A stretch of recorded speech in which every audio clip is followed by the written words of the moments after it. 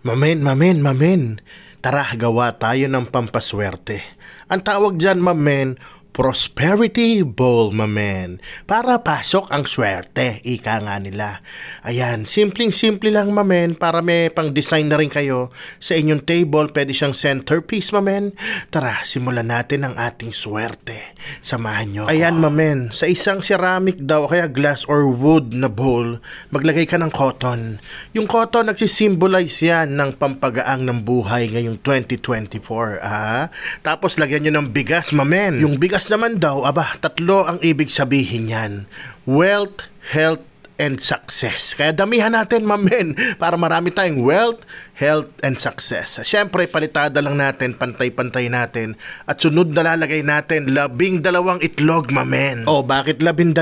Sabi nila, dahil symbol daw yan ng 12 buwan ng prosperity and money. Ang yaman na kagad natin, mamen. Inuulit ko lang, mga symbol lang yan, mamen, ha? Pag di ka gumalaw, wala ka rin, mamen. So, kailangan natin pagtrabahuhan lahat para mas mapasok ang swerte, mamen. Ito naman sumunod, coins, mamen. 12 pieces din yan para 12 months. Yan ang sinisimbolize niya, wealth and abundance. Puro wealth, no? Puro ganon. Wala naman mawawala, di ba? Ika ko nga, pang centerpiece na ng table yan.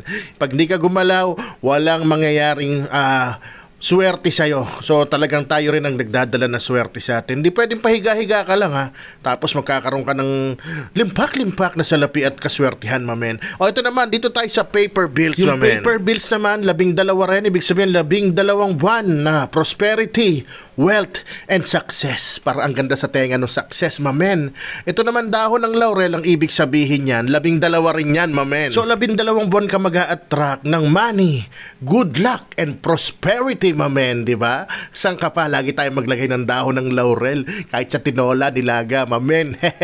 Ayan, ang sunod nating lalagay, mamen, itong orange. Ang ibig sabihin naman ng orange, actually, kahit anong round na fruit, mamen. Kasi ang sinisignify niyan or sinisimbolize, money. At ito huling-huli, mamen, ang pau. Lalagyan natin ng pera yan sa loob. 168, mamen, or 168. Alam niyo yan, sa divisoria yan. Para pasok na pasok ang swerte, mamen. Lagay natin sa likod. Yung iba, 3 nilalagay niyan, mamen.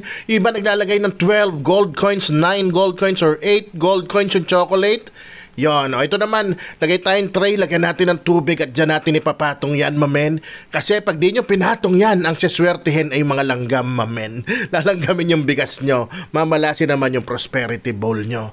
Yan na siya, diba? Napakagandang centerpiece niyan para sa ating medianoche, kaya double whammy, pasok na swerte, display pa. Paano mga mamen?